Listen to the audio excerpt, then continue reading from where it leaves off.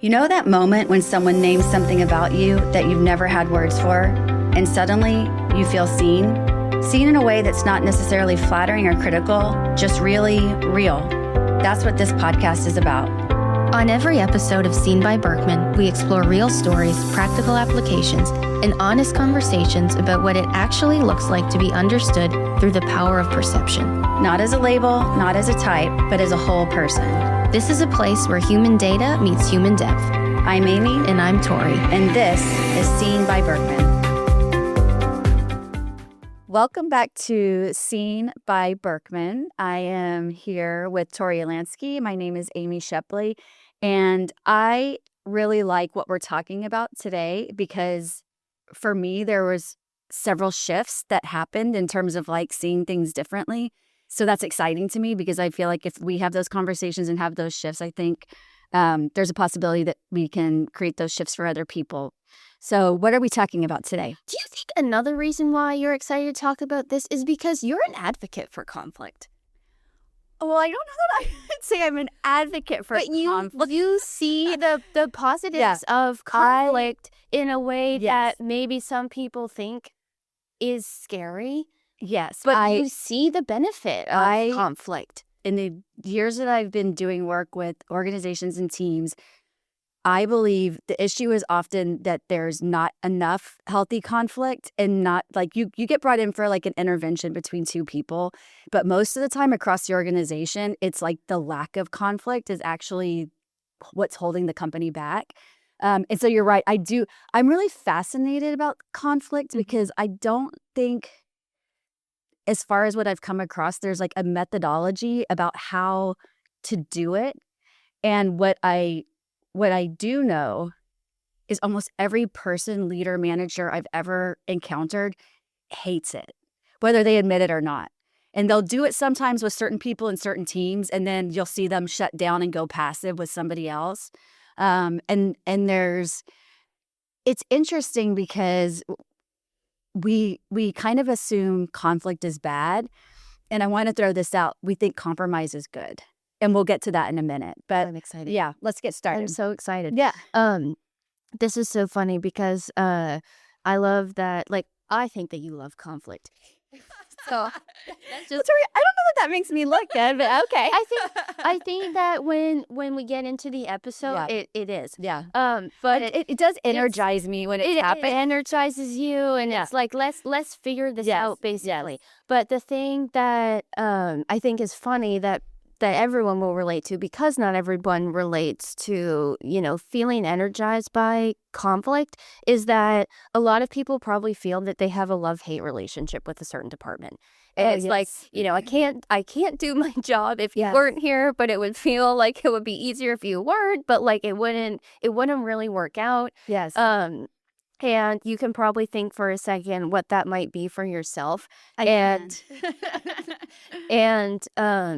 I think it makes people laugh because it's not like I hate that department. It's this love-hate relationship that we have to be able to work through every day. But for some reason, it just always feels like that's how it's going to be. And you kind of value them because they're usually doing work you don't want to do. Yes, you don't want to do the work. It's like, I'm glad. But it's a pain to talk about the work. But you need that. You need the work. You need the work, and you need that function, and you need those people.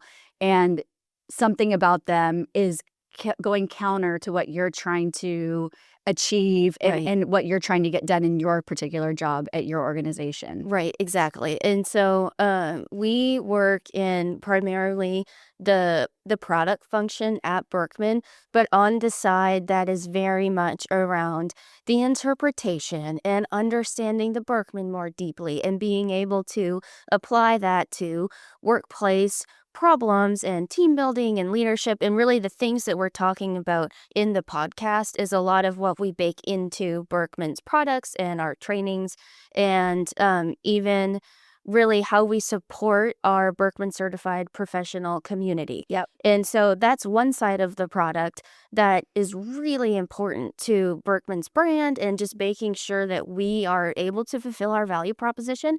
But then the other side of the product is engineering. and getting requirements finished and making sure that technically the product is sound and that the login is working and the infrastructure is set up to be able to support massive organizations. And we wouldn't have a product without them. And yet every engineering function that we've ever worked with, I feel like it is a love-hate relationship with them. Yeah, in a very loving but hard way. Yeah, because we're so different. Yeah, and we started working together 10 years ago, and this is part of why when we talk about a Berkman can't predict something, because 10 years ago, I was attributing the friction we were experiencing with engineering to those specific people. But then a new team came in, and we had challenges with them. And then a new team came in. And so it's like I have enough data now over enough time to be like, it's not the personalities. Right.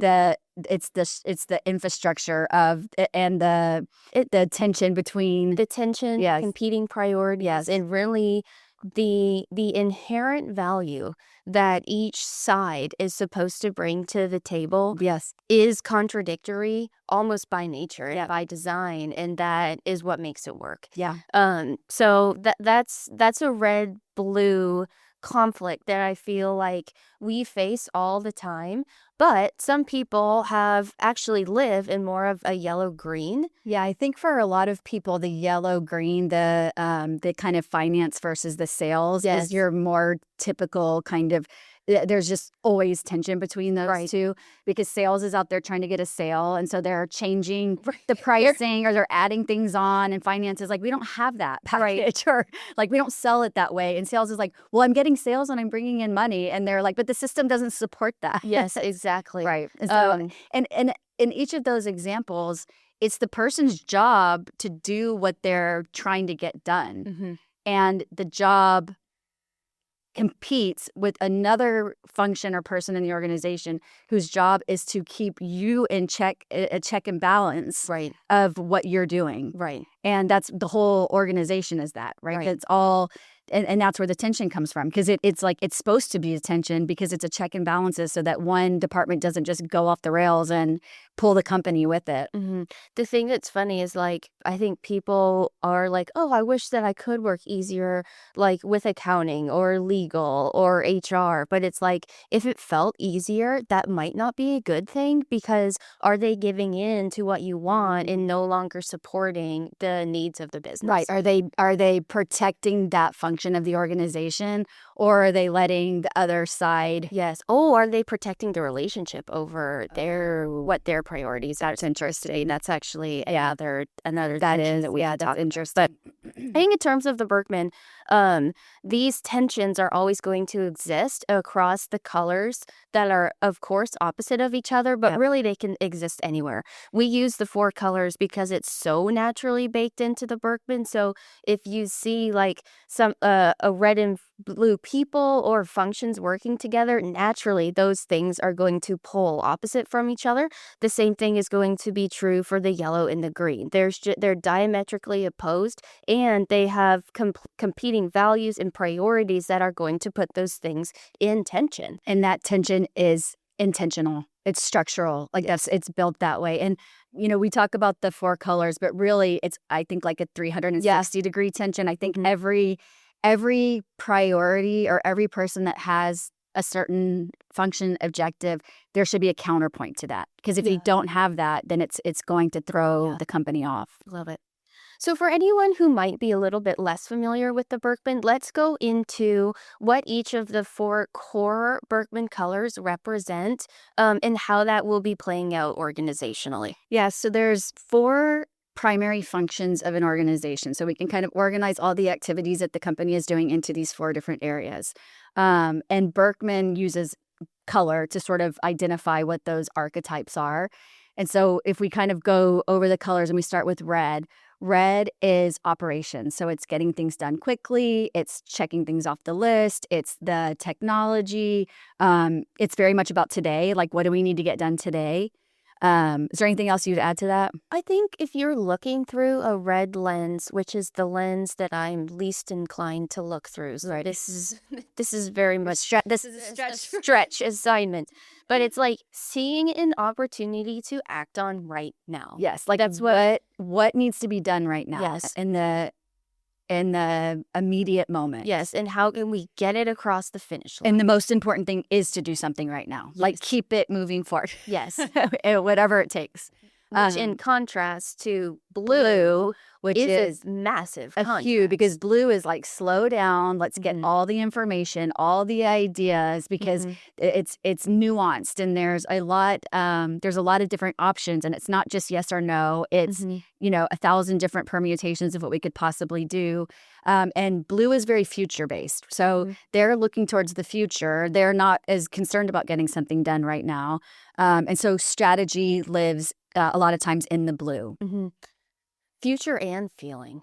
Future and I think that's what makes it even more of a and contrast. the red is now and not emotional and not super feeling, and, right? And objective and practical. Yeah, we're just getting things done. What is the practical thing that we can do right now to be able to move the business forward? Because that's what matters, is moving the business forward. Whereas the blues are very much like, but what's the future going to look like? So they're not as interested in what's happening right now. They're building a vision for what the future is going to look like for the product or the company or whatever that might be. Then you've got your greens, and they're your salespeople. So they're about the relationship. They're about selling, about winning, a little more competitive. They are going to be both competitive for the company and a lot of times competitive for themselves. So they're good at kind of advancing their own career and asking for what they want. I think that's where we see so much risk taking. Where blue, I feel like, is innovation and ideation. Yeah. Green to me is like, we're not just going to think about the idea. Right. We're going to go for it and take the risk. And they'll just go do it on their own without kind of checking, right? Because they're like, let's just try this out. There's a lot of flexibility, a lot of, and they'll try it. And if it doesn't work, then they just change it the next time. So it's that constant, it's not a commitment to a certain structure or a certain pricing even. Right. It's let me find the combination and let me in the moment do whatever I need to do to get the sale, right? And let me have the authority and the autonomy to be able to do that. That is going to very much go against what the accounting or finance department is trying to do, which is the exact opposite. They're trying to create systems. They're trying to create processes. They are very much about the past, what worked from the past, and let's keep doing that. And then we need to protect that.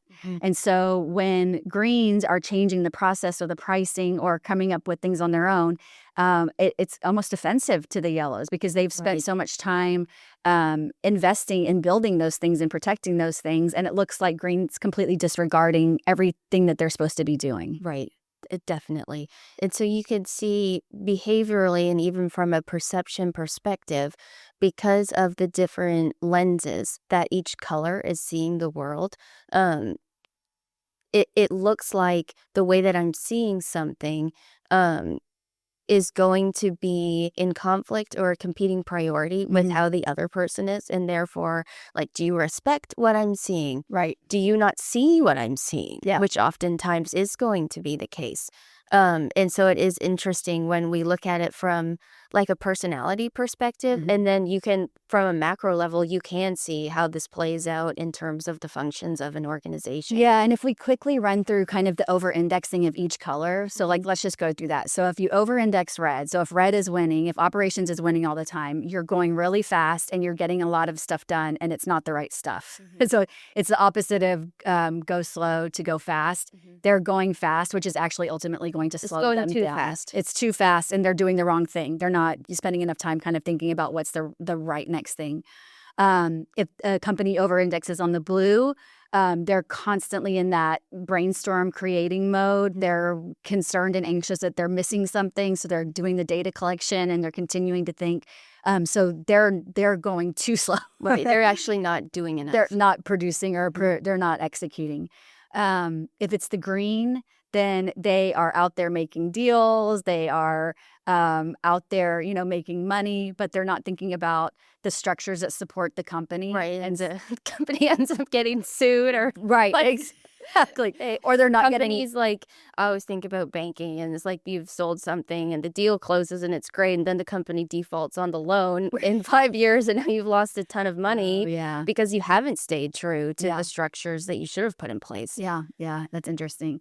And then over-indexing yellow is it's just you're not innovating, you're not Right. taking risk, you're not trying new things. Right. And at some point, that's all going to become out of date, and the Yeah. company's going to go It's like on. death by compliance. I love that, death by compliance. Yeah. I think that's what it feels like to green. Oh, for sure. And that's what it feels like. They're trying to kill their sales, Yeah. which is why it feels Right. so personal. Right. So the over-indexing is dangerous, but I think everyone has experienced those overused strengths Yeah. in their organization, and they can be very, very real for people. So you've got these 4 kind of competing functions within the organization. And by the way, everybody's doing what they're being paid to do, right? Yes. Like no one's doing something that they're not supposed to. Right. And That's an important point. it is an though. It's important like, point. This is actually why we hired these Yeah. people, Yes. is to fulfill these functions. Yes. But it's like, well, why would you hire someone to do this when it is completely going against what I'm trying to You do? can see how quickly the disengagement happens, Yeah. because it's like you hired me to do this. I'm trying to do my job, and now I'm getting overridden, and you're not, protecting the department or the job that I'm supposed to be doing. So you'll hear how an organization is a living organism, right? And so it's always moving in one direction. It's either growing or it's dying. It's never static. And I think a lot of that, like, energy that is creating that organism is this tension. And it's when you need to, like, step on the pedal of we need more innovation, or when do we need to lay off of that? When do we need to push more into the execution, or do we need to slow down and, think more future, whatever it might be. But the organization is the tension. And I think that the tension is the organization. Oh, say more about that. Well, the organization, to the point you just made, it can't exist unless the tension is there.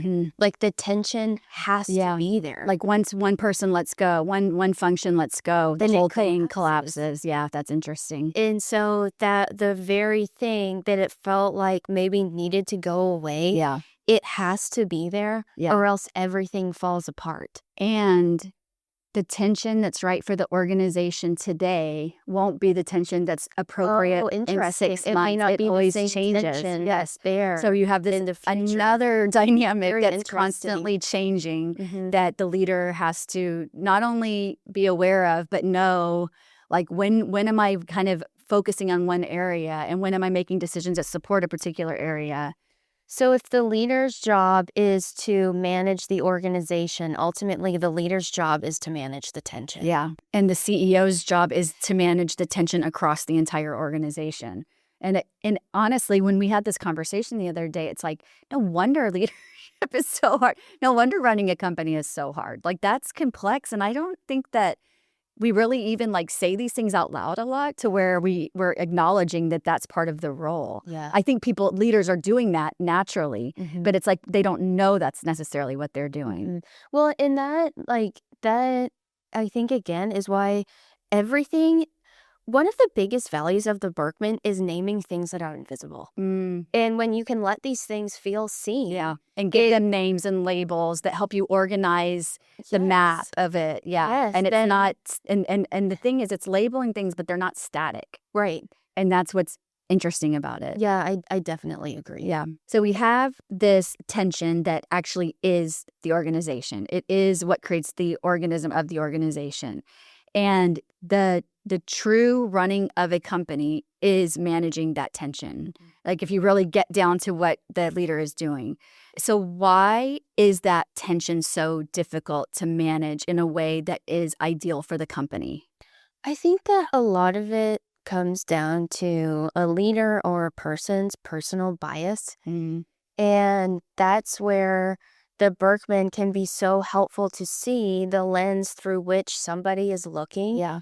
Because it colors almost everything that they at least want to do. Yeah. If you have the awareness to be able to know where am I seeing more value in blue than maybe what I'm seeing in some other colors, then you can start checking yourself. Yeah. But unaware and you just see the world through this blue lens, it can be so easy to naturally overvalue Because it's what you see. because it's what you see. Yeah, it's what's important. It's what you Right. value. It's what you're noticing. It's what you're paying attention to. Exactly. And so if we don't realize that, then it can be very easy to just unintentionally go down that path. Yeah. But then it's like, but I have my business hat on. Yeah. And if I am someone who is working on an innovation team, protecting the method, I'm supposed to care about the brand and how things look, then it is my job to protect blue.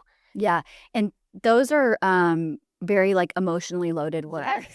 Right? Like That- to protect. I am protecting something. Yeah. So how could I not be doing that? And That's then what when I'm you're supposed not to be doing. valued or acknowledged for doing that, it's like a double whammy. Yeah, because how dare you not value that I am putting all this energy into over here protecting doing these this things. blue square. Yeah. Yeah. And then in contrast, it's like, how are you not valuing that I'm protecting? Yeah. Why don't you see how Getting important this it done is? and making sure this infrastructure is Right. correct, or making sure that the company isn't going to get sued, or that we can pay payroll on time, Yeah. or that we have leads coming in the door and we're closing business so we can pay payroll next week.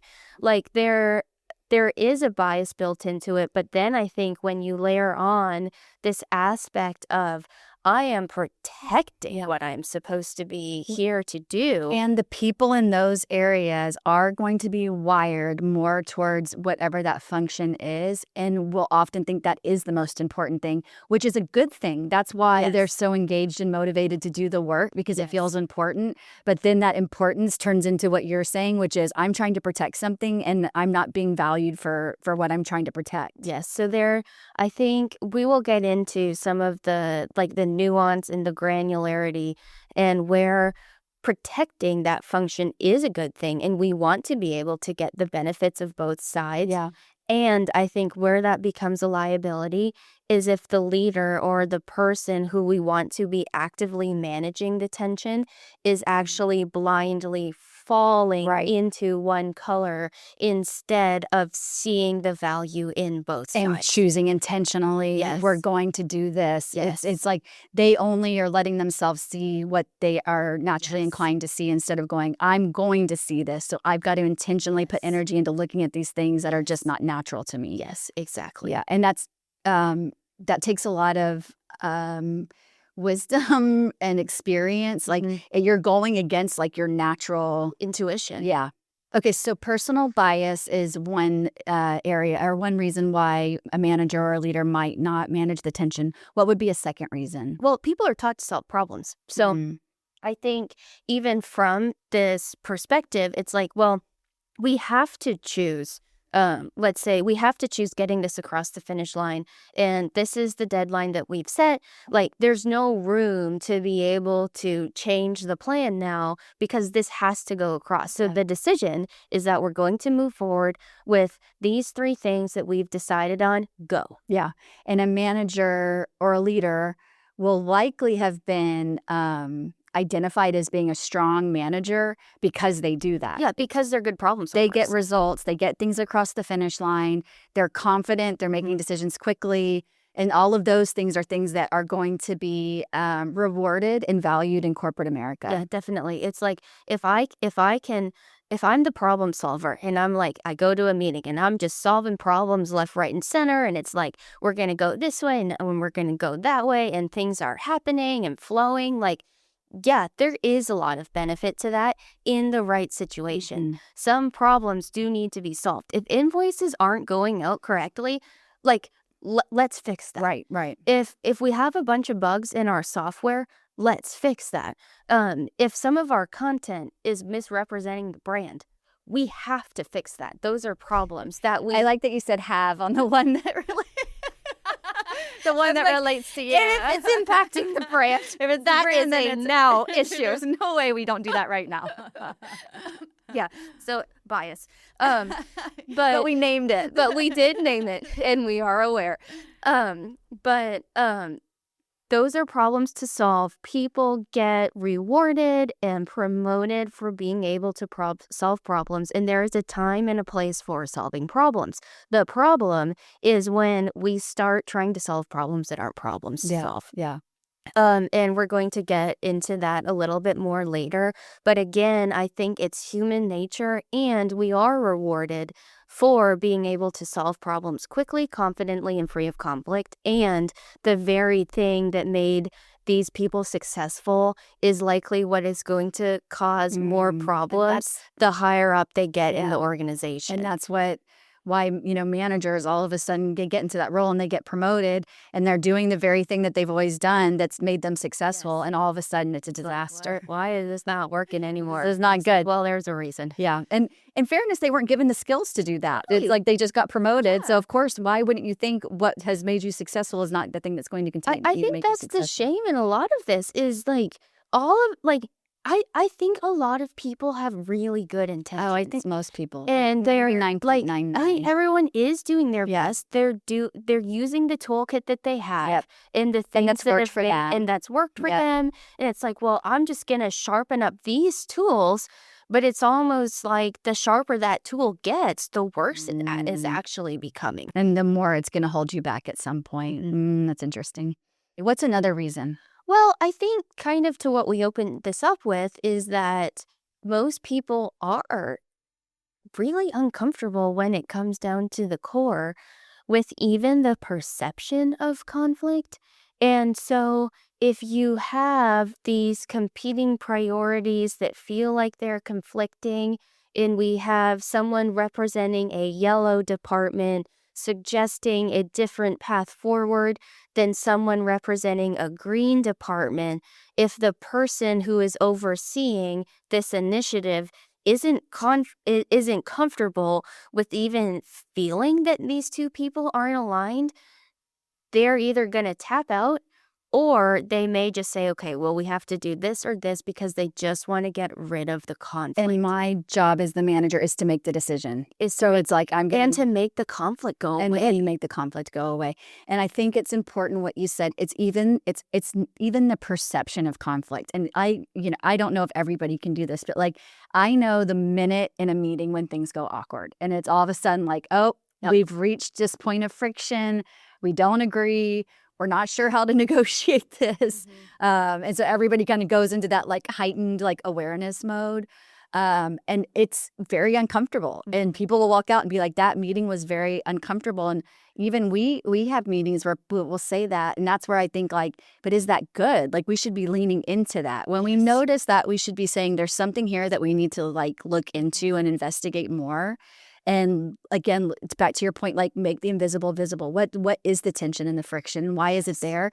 And the more you create like a tangibility around it, the more you're able to actually make the right decision and not just the decision that makes the discomfort of the conflict go away. Yes, exactly. And like if it feels awkward and uncomfortable and tense, that can be a good sign that there is a tension there, right? Like if but no one likes a tense meeting. I mean, I don't even like that. Such a full reframe though would be, instead of seeing a tense moment as conflict, maybe it's just a natural tension point in the organization that's supposed to be there. That is supposed to be that's healthy. That's creating some sort of checks and balances between two competing ideas. Yes, exactly. So this is one that you brought up as we were kicking off the episode, that is people are taught to compromise.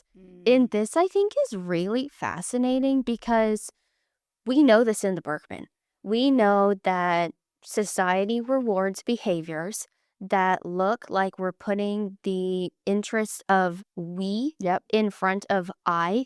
And they look more cooperative together. That are more agreeable and less just domineering the conversation in being to what can look like aggression, but I think it's sometimes just healthy assertiveness in putting forward what you believe is from your perspective is what we're supposed to be doing. And maybe that doesn't look like it's in the best interest of the whole group, but you believe it is the best thing that should be happening. Yeah, this is my huge shift in this whole conversation, that I was like, this to me is just fascinating. And that is the idea that compromise could be a really bad thing. It is crazy to think about. Right. That it just seems like what could be the downside of compromise? Right. It seems like that's what we're told and taught when we're kids. Because it is what we're told and taught. Yeah, that's a good point. They're well, and again, I think there is nuance to the idea, and there are places where compromise is the right answer. It's not always bad. But when we're talking about this situation specifically, I don't think compromise is going to get people to the best outcome, because essentially what we're doing, again, if we think about what we talked about when we shave off the outliers, and really the most valuable points of differentiated thinking is likely to be where they're the most different. If we take that off and we just compromise to what's in the middle, you're left with like this very blah vanilla. Yeah, there's no, like, what's your value proposition? Right. If you're going towards the middle, if you're taking away like all of the interesting things that kind of differentiate you, you're creating a company that has nothing that stands out about it. Right. And I think that it is enticing for leaders to say, okay, so if this person is from a yellow perspective, saying we need to be more cautious and we have to put more detail into the plan, and this person who's representing a green function is saying we're fine with this high level vision, we've got to take some risks, and they kind of take the overlap between those two arguments, and they kind of take, I don't know, a compromise between the two of them. It's like we've kind of lost everything. Yeah, it's like if you take a yellow strategy and a green strategy, and put them together, there's no strategy. They've just canceled each other out. No. So you actually are like undoing whatever the company was supposed to, like. Yes. And that's the company is doing stuff. It's working, and what it's working at is actually canceling out what the company is trying to. That's so true. It's like we don't have red or blue. We have purple. Yeah. And like anybody wants purple. Right. Like we didn't need purple. That was we needed strong red, and we needed a strong blue, and purple is going to get us nowhere. Well, and when you compromise, it just means no one wins. Yeah, no one got what they wanted. No one got what they wanted. And I think that's why it feels okay for a leader, because it's like, well, no one got what they wanted. Right. And it's like, that's not good. Yeah. Because it means that you're moving towards the middle. Yeah, and that's interesting, because they always say in like a healthy negotiation, like everyone's satisfied but no one's happy. But I don't think that is the right answer when you are doing some sort this is strategic business, like, I don't know. Differentiation, and how do we stand out from the competition? Yeah. And how, it's not supposed to be a negotiation. The whole point is to stand out and not to go towards the norm. Yes. And going towards the norm is generally not going to be a good business strategy. Yeah, but again, places for compromise, maybe negotiation is one of them. But I think when it comes down to managing the tensions inside of the company, the idea isn't to shave off everything that isn't attention and just keep what's in the middle. How do we get everyone as happy as possible? Right. Yeah. But when you say it like that, it seems like if you were a manager, why wouldn't I want to make everyone as happy as possible? That seems like an extremely reasonable thing to do. Like, you wouldn't be like, that's a bad strategy. Right. Like, who would fault somebody? Right. Yeah. That's especially if those are the behaviors that society is being rewarded. Yeah. And so it is an uphill battle, I think, and just psychologically something people have to overcome to be able to say, no, we want everyone to put their like what can look like self-serving interests on the table and figure out how we're going to make both of these things work instead of really neither of them work. Yep. Another issue that comes up when you're trying to manage this dynamic of this tension is that the tension remains if you don't make a decision. And so it's like if we make a decision, that it feels like the tension goes away, or maybe the tension does go away for that moment, right? And because the tension is uncomfortable, it's very tempting. And I think even people in the room are waiting for the leader to do that, right? It's like, well, they look at the leader like, which one are you going to do? Make the decision. And by making the decision, it again looks like the manager is doing something that's productive, but they actually may be removing the very tension that's going to yield the best answer. Right. And then things end up collapsing. And it's really about their own discomfort, right? They're not making the right decision for the department or the team. They're reacting to their own discomfort of the tension. And I think it's human nature to want certainty. Oh, yes. Yes. And people... Absolutely. I think this has probably always been true. Everything always seems to feel more true. But people want certainty. People would rather have an answer that's negative than no answer. That's certain. Because at least they know. Yeah, at least they know. And so it's like it's more comfortable, even if it's bad. Right. Because, and that's interesting, like a bad answer is better than uncertainty. Yeah. I'd rather just have bad news. But that's how hardwired this is into people. And I think that's where being able to manage attention, there's probably one of these 5 things, at least that we named, is going to really resonate with somebody ranging from an employee who's maybe in their first role to a frontline manager to a middle leader to someone who's living in the C-suite. Oh, yeah. Like something here is going to resonate, and you have to overcome like that inside of you to be able to work on managing these. And if you don't name it, you can't manage it. So if you don't identify, like I feel uncomfortable that we're not getting to an answer. I feel uncomfortable that I'm perceiving that there's conflict. Like if you're just going to let that happen unconsciously, there's no way to actually manage and change your behavior. Yes, I feel like my job is to solve problems and to decide. And if I'm not doing that, what am I doing with it? Yeah, interesting. And I think that's where it takes maturity around a role to be able to tell yourself first, but then confidently say to your team, my job here isn't to decide this. It's for us to say, hey, we have 2 competing priorities in the room that while it may seem like they're in conflict and we're going against each other, we have to be able to hold both these things as truths. And we have to continue to manage this tension, and that is the decision. The decision is to let the tension live alive and let it live and continue to share your point of view. And this is where psychological safety and I think clarity around whatever the goal is important, because that's what this has to orient around. Yeah, it's why the strategy is so critical, because that's going to allow the manager to decide if that's our strategy, this is a lever to pull right now. Yes. If they don't have that, then now the onus is on them to try to figure out, and just from their point of view, what's best. And that's not going to oftentimes be the right thing. Yes, exactly. And so having the clarity around the strategy and the purpose, and then also if you picture, like there's a ton of people in a meeting, if you have a bunch of people advocating that this is the priority, and then maybe you have a newer employee or someone who isn't as comfortable speaking up, that's suggesting a different direction, that requires a ton of psychological safety that they're feeling in the room. And maybe even it feels like encouragement from the leader for people to speak up with their voice and advocate for something that might be going against what other people are saying.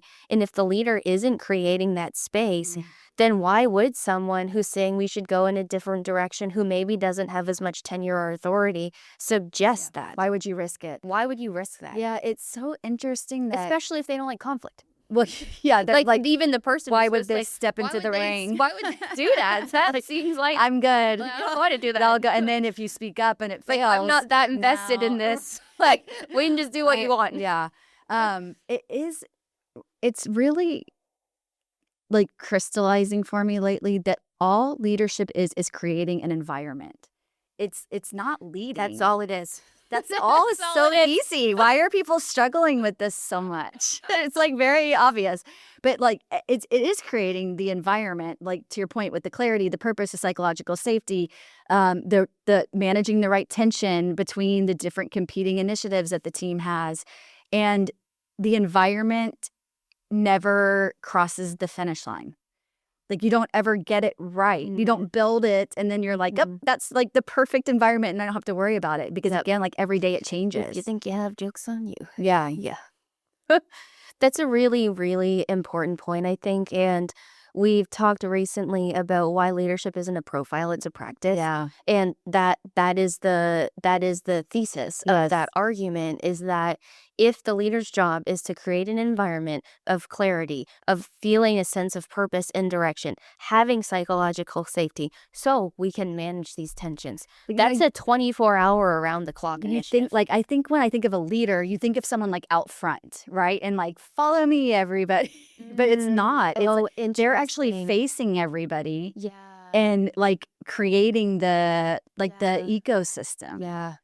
And it's almost like the opposite of what I would think leadership is. But That's that really is what it interesting. is. It's like an activity. Yeah. Yeah. It's a constant activity and a practice. Yes. And this is another muscle that people have to build. Yeah. Well, if they want to be able to lead differently, I would say. Okay, so many different things can happen if these tensions aren't being managed. What happens when they aren't? And this is almost, what are some signs that Yeah. people can look out for to be able to know that the tension isn't being managed? So if the tension's not being managed, that means one function is overpowering the rest of the organization or its counterpoint. And so the company's going to get kind of pulled into that direction. And so we talked about the over-indexing of each color, and that's essentially what you're going to see. Yeah. So the company, whatever function is like quote unquote winning, or that the company is deferring to, that's the direction that the company is going to go in, which means the tension is gone.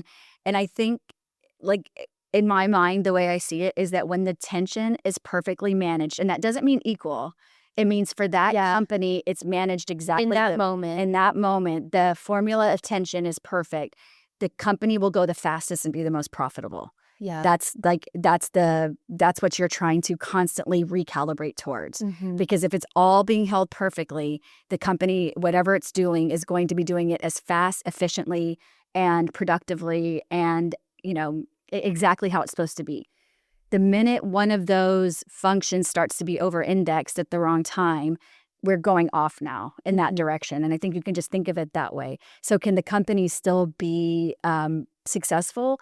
Yes, but it's now we're limiting the success because energy is having to get pulled into like reorienting over and over again. Yes. It's not that straight line. Yes. Okay. So that's helpful because healthy red would be, and the right amount of red would be, we're going fast. Yeah. We're going fast in the right direction. Yep. And we're going fast in the right direction with the right level of quality. Yes. But if we have too much red and red becomes an overused strength, it's almost like we are going too fast in the wrong direction and things are falling through the cracks that were important to get right. During COVID, when I was working with companies, it was really hard because they were so burnt out because they had switched to this work from home model that most companies weren't familiar with. And so they would have meetings from 8 to 5. And then they were like, I do my work after that. But what was even more sad is that it was so obvious the work they were doing wasn't the right work. And it was like, man, these people are like burning themselves out. It was already a stressful time. And what they're doing isn't going to be kept. Like they're going to have to keep redoing. And they were redoing a lot of the work, which is what was then continuing to burn them out.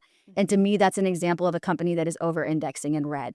It looks very productive. It looks very busy. It gives the illusion of productivity.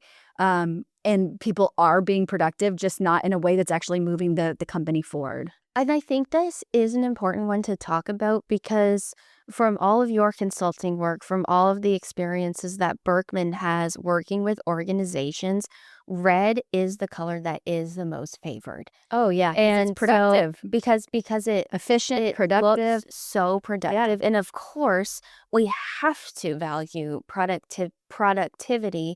And so I think a lot of companies often resonate with, yeah, we are actually overdoing it on the red to a detriment. Yeah. It's not, we've pushed the red too far.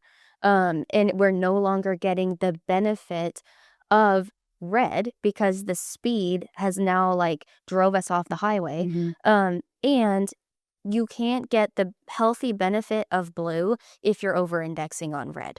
Yeah, and if you are a leader or you own a company, I think it's most often the red that gets over-indexed for that exact reason. Everybody looks very busy, and on the surface, it looks like a very productive, efficient company. But it's like you're going like this. Yeah. Instead of like this. Well, and even from your experiences facilitating so many high-performing teams workshops, one of the activities is where are you spending a lot of your time versus where would more of your time be valuable. Yeah. And it is always, I'm in execution mode and I need to be spending more time in ideation mode. Every time. I think I've done that workshop probably over 100 times, and every single team, they were in executing, and what they needed to be doing more of was innovating, but they couldn't find the time because they were so busy executing. Oh, funny. And so they also a lot of times weren't interested in ideating. And so again, it goes into they were interested in seeing results. They weren't interested in ideating, so they weren't making time to ideate. Yeah. But again, when you kind of surface all of that, it's like, oh, we have to be really intentional about ideating because like that's just not what we love. Yes, I think that's a really important point, is that there's layers to why these things can go wrong. Yeah. And being aware of the overused strength of one of those sides can be a really good way to know that something is out of balance. Yeah. When you start seeing the evidence of that, of like, everybody's busy, but we're not meeting our deadlines.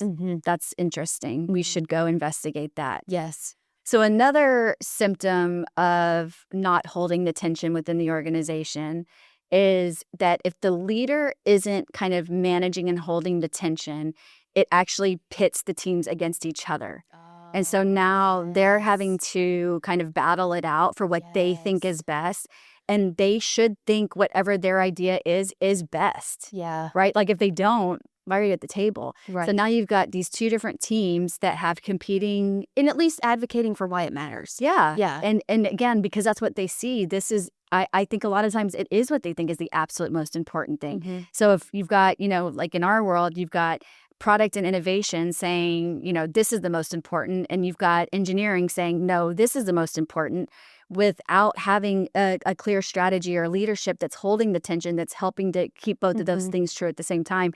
Now it turns them into kind of fighting out the battle, which will very quickly become personal. Yeah, and it turns people against each other. You can get resentful. And we're not arguing about the actual tension. Now we're arguing about things that maybe don't even have anything to do with it. So when there is somebody, a leader who is there to manage and help manage both sides of the tension, I think it's helpful when everybody can have this mindset and be able to advocate for the best interests of that department. But if you have the clear strategy, you have a leader who is helping manage the tension, then all of that, what could have been seen as a conflict or just people going, kind of attacking each other, it turns into being able to move everyone's best interests forward in a way that is going to support the company and ultimately the strategic goals for the organization. Yeah. So I think that is important. When it is left unmanaged,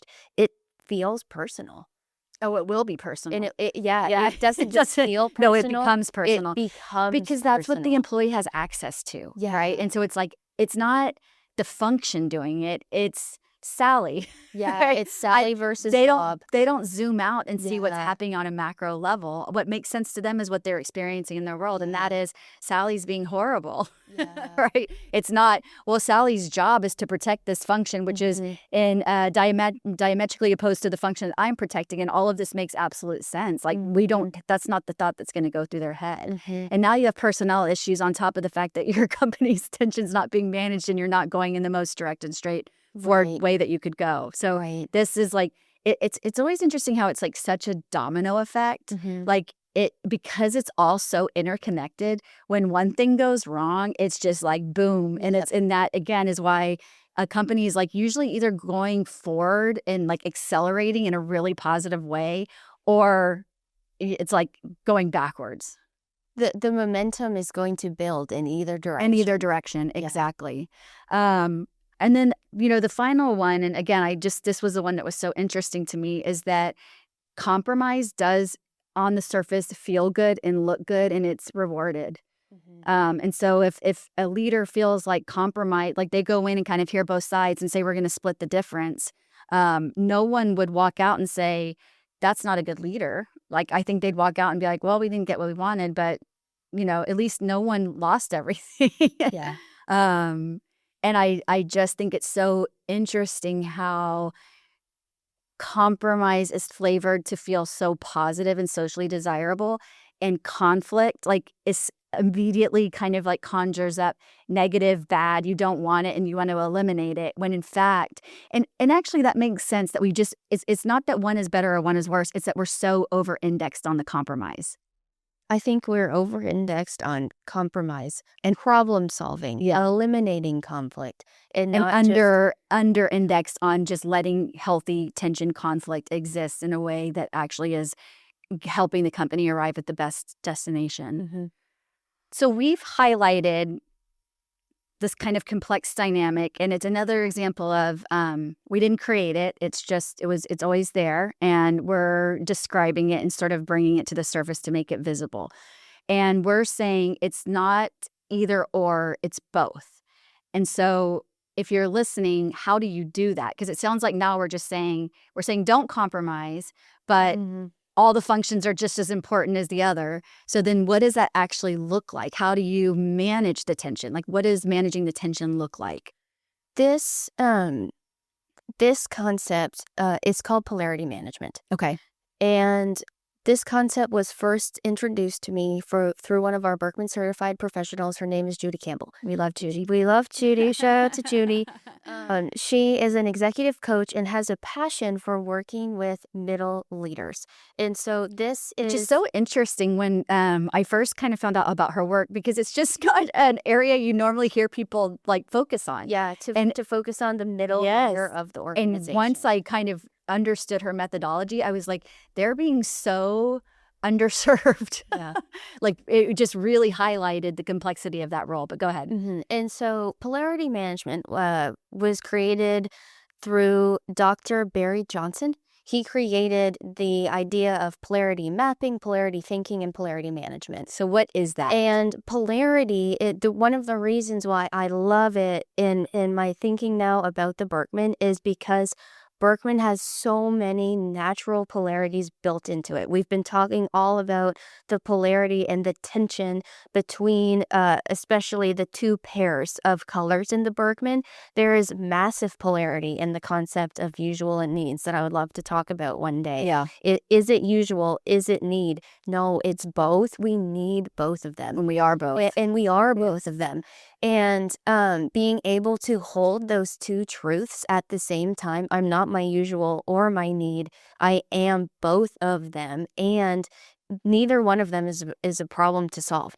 It's a tension to manage. And so when Judy first introduced this to me, in her work with middle leaders, the reason why the concept of being able to manage these tensions is so important, particularly for middle leaders, and a really important tool for them, is because oftentimes they're promoted because they're great problem solvers as frontline managers. Now you're sitting in the middle of the organization and you have to manage the tension between leadership above you and the front line below you and all of the tensions of the functions that are sitting beside you. So that's the challenge for them, is that we have all the inherent tensions that we've been talking about, but now there's a new tension because they sit in between leadership and the people below them. Yes, and so they have an entire new, very complicated tension that they're having to manage. That actually comes from the org chart. So there are departmental functions that can be helpful to manage the tension instead of just solving either one of them as problems. But then there's also the tension that surfaces when you're sitting in between people who are holding the strategy and the vision and the people who are supposed to be implementing and executing and doing the work on the front lines. Yeah. So imagine how much energy that a middle leader has to be putting into holding both of those tensions as truths, and how polarities are explained definitionally is that they're two rights competing for resources. two rights competing for Yes. resources. So you said it's a polarity, it's not a problem. No, they're not problems. So what's the Red difference isn't a between problem. Blue isn't a problem. and the tension between the two isn't And a the problem. tension between the two isn't a problem either. And eliminating the tension creates the problem. That is a problem. That is a massive Now you have a big problem. Yep, yeah. And so I think that being able to think about a lot of these tensions as polarities to manage instead of problems to solve, it's so true to the Berkman. Yellow was never the problem and green was never the problem. They're two rights competing for resources. They're two values that want to feel valued. They're two different types of people who both want to feel seen.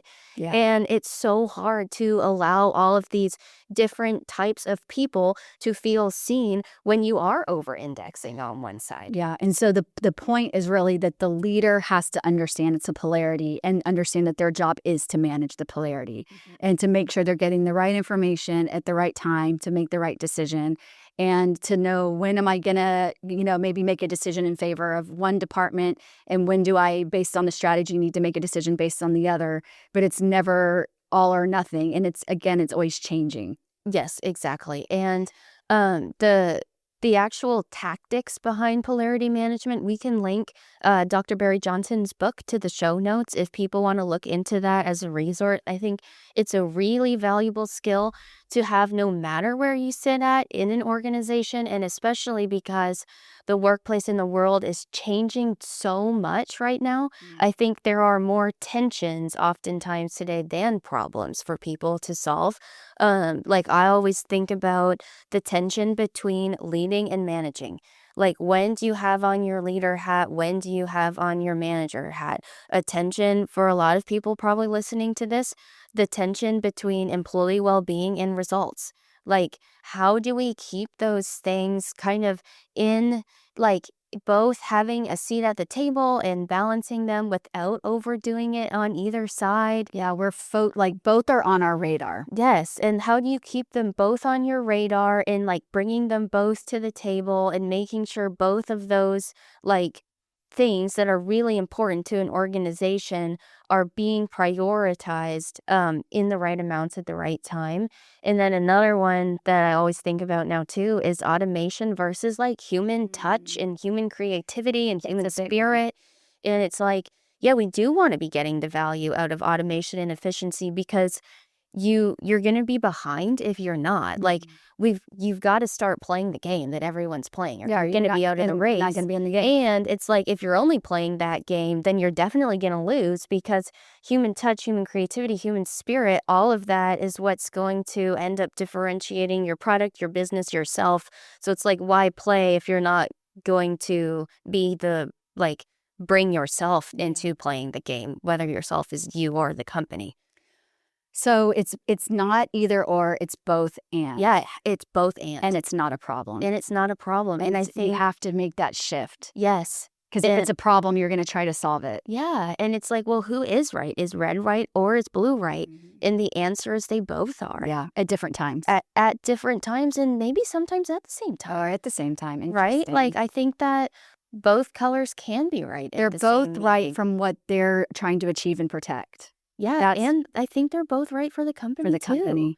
Because like creativity and possibility and ideation at the expense of getting across the finish line doesn't matter because then nobody sees it. It doesn't matter if you have the best ideas in the world if they never come to life there. Like that's not useful. And so I think that using that as a tool and a framework to be able to put something concrete around being able to manage this tension and having language around it can be very, very helpful for people, both in terms of organizational pain points, like some of the ones we've discussed, and from a Berkman perspective, being able to work with different types of people and knowing that there is polarity and tension baked into perception and behavior and motivation.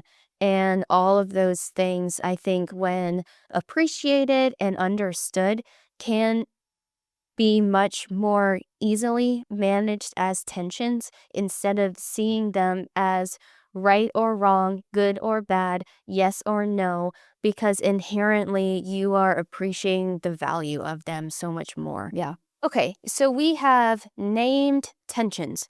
There is a tool we can use called polarity management to be able to equip leaders with more language and skills to be able to do this.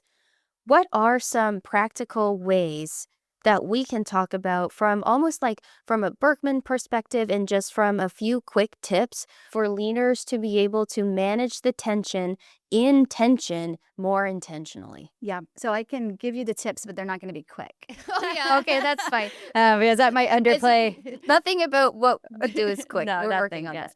that. So the first is to kind of know where you lean and then bring in and Yeah. focus and put intention on the opposite color. Mhm. So if you give me a company and you show me the founder of the company, I can map Mhm. exactly why the company was created and built and structured the way it was based on the owner. Yeah, It's yeah, actually yeah. a fascinating exercise. It's like you can see why they chose the strategy they chose. Yeah. You can see why, whatever they value, it is like the leader's persona manifested into this like organizational Mhm. organism. And the same is true for a team. So if we know as a team, like for us, we tend to be very blue, we lean very towards like the innovative and creative side. We have to be super intentional about putting some red around that. Mhm. And thinking about it and constantly like holding a space for that Mhm. because we know, based on where where you lean, where your blind spots are going to be. Yeah. And I think we like take assessments like the Berkman because we think we're learning more about ourselves. But as you move up the organization, what becomes even more important is what you're not. Right. So it's like, it's great that you are who you are. We've covered that. But like, what are you not seeing? And what are you going to undervalue? And that's okay. But like, once you have the data in front of you of what you naturally undervalue, now you can actually take action and figure out, how do I complement the team? Who do I bring in to challenge? You at least have some sort of roadmap of where you need to be looking. Mhm. Another shift I think we have to have as individuals is appreciating that the person sitting on the other side of the table disagreeing with you is not the enemy. They're actually fulfilling the function that they were hired for. And one thing that came up when we were having these discussions that, again, shifted my own thinking is they're protecting something. And when you say it that way, all of a sudden it shifts the whole conversation to like they're trying to protect the company. They're trying to protect the function. They're not just being a pain to be They a have pain. good intentions. They have good intentions. And when you realize that, I think it just, again, depersonalizes it.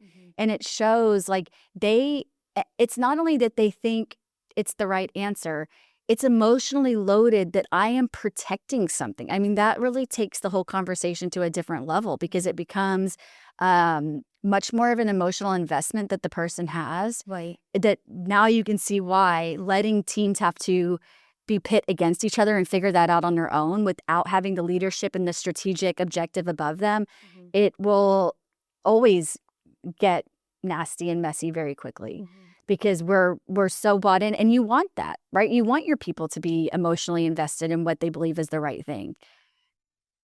And if the emotional investment can make sure that from the other point of view, if you know their emotional investment is in the outcome and it's not an emotional attack on the opposite perspective, Yeah. then that's where I think this accelerates momentum in a positive direction versus spirals people down Yeah.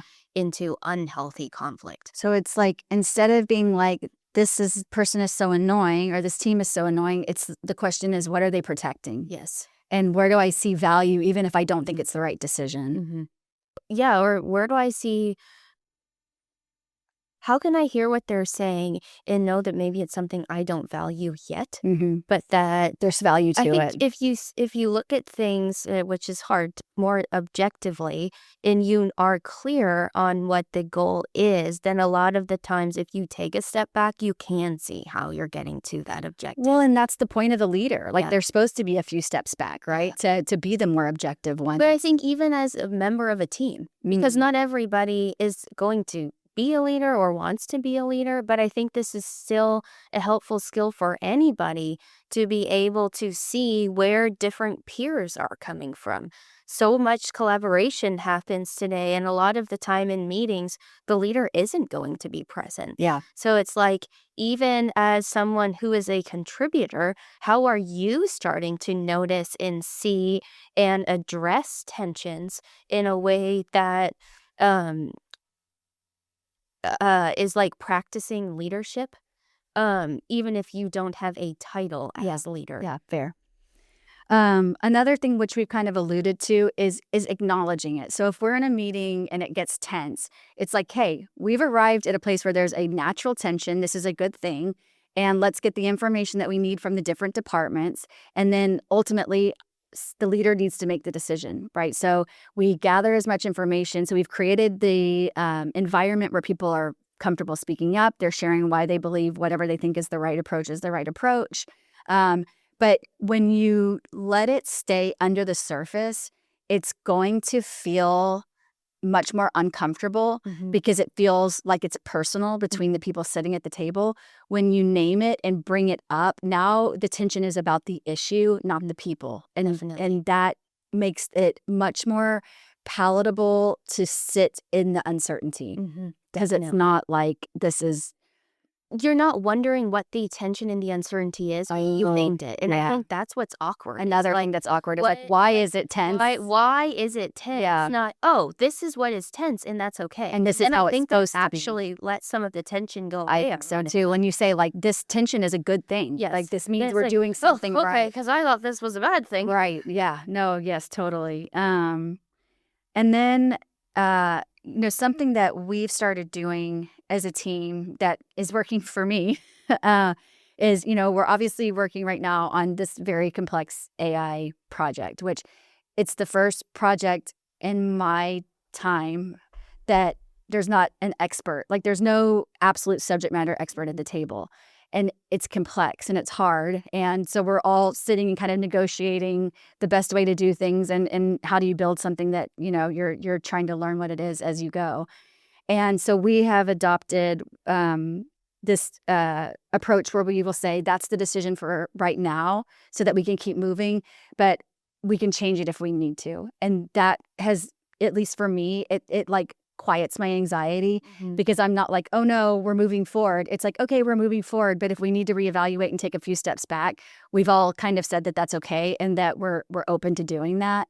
And so it's like a little experiment that the team is doing. And I think I think experiments in general, always trying things as an experiment and giving it a timeline and at some point evaluating how it's going. But to me, that has been a great way to manage the tension in a way that doesn't feel so uncomfortable. And what would you call that tension that we're managing when we use that type of language? What's that specific tension? Yeah. It's that we need to move forward, but there's so many unknowns that moving forward is really scary. And it's the fear that if we move forward, we can't go back. Right. So it's like if we make a decision, it's like the decision was made and that feels like the end of the sentence. And I feel like we're saying like the decision is made ... And so it's like we're acknowledging this is the best answer we can get to right now. And based on the information we have right now, this is what feels directionally correct. But we may learn something tomorrow that means we need to revisit that. And everyone at the table is okay. It's not going to be like tomorrow if we change direction. It's like, oh no, we made that decision and now we're backtracking it, right? Which is what would happen if you weren't kind of positioning it that way. So that actually is that's a classic Berkman polarity between the thought component. Yeah. It's like decide and reflect. Yep. And we are managing that exact component, Yep. I think, exactly how we need to in that situation. Agreed. But that can happen for every single component in the Berkman. And then the other thing I think we've been saying in those same meetings is that we hold the decision lightly, which is kind of the same way of saying the other piece. But like, again, there's something about saying it out loud. Like, we don't just assume that's what we're doing as a team. We always Right. name it. And I do think that's important because it's like a little reset for everybody in the room of like, okay, that way it's not like, but we made that decision. It's like, no, we made that decision, but we said we were holding the decision lightly. And, so much of like what we do, it's just like saying it out loud. Like, we all have these internal dialogues and conversations that we're having, and that's just where the danger comes, because it's like you're having that with yourself. No one else is in there listening to you. Yeah, I think like a lot of this comes back to the first step of even though this felt like a very organizational, practical, maybe more practical than typical conversation, it still comes back to people and experiences feeling seen. And all of that has to start with, well, I think a lot of times it helps when it starts with understanding and data and language. And even this type of what feels like a more leadership endeavor, Yeah. naming it is the first step. It's clarity. Yeah, it is clarity. Like, you're creating clarity. Yeah. And in a world where there's so much craziness happening, every moment and minute of clarity you can create is valuable. That's a really important thing to bring up too, because instead of seeking certainty, we do want to be creating clarity in every moment that we can. But it's interesting that clarity isn't certainty. Right, clarity Yeah. isn't certainty. It's just saying, hey, this is the tension that we're working on. This is what's going on right now. It's not saying this is what's going to happen forever. This is going to be the right answer. It's saying this is what we're proposing we do until we're proven otherwise. Yeah. And when we're proven otherwise, we're going to make a pivot. So we've identified that tensions are not bad. They are necessary. And they are the organization, or as you said, the organization is the tension. But what I think is an interesting thing to kind of leave people with is, how is this idea, this like polarity management, happening inside of you? So what tensions... How could it be happening, and how should it be happening inside of you? Well, I think it is happening inside of you, but maybe we're thinking it's a problem. Yeah. And so it's like, I shouldn't be this. I shouldn't be that. I should be more of this. And it's like, that's where we're looking at whatever we are as a problem instead of a tension. When do I need to lean on this a little bit? And when do I need to lean in the other direction? And again, that's like the practice of like getting to know yourself and like ultimately self-management. And so it's just always interesting to me when things are like the same on the macro scale as they are on the micro scale, like the individual human scale. But then that shouldn't be surprising, because the macro is humans. It's just made up of a lot of humans. So the same tension that lives inside of us is now just being projected onto the organization. Yeah. So what is a problem that you're trying to solve inside of you or about you that isn't a problem to solve at all? It's a tension to manage. Yeah. Well, that is our episode, and there's lots to think about and lots more to explore. Thank you, Torri. Thank you, Amy. That's it for this episode of Seen by Berkman. If this changed how you see yourself or someone else, it worked. Share it with someone who needs the conversation. See you next time.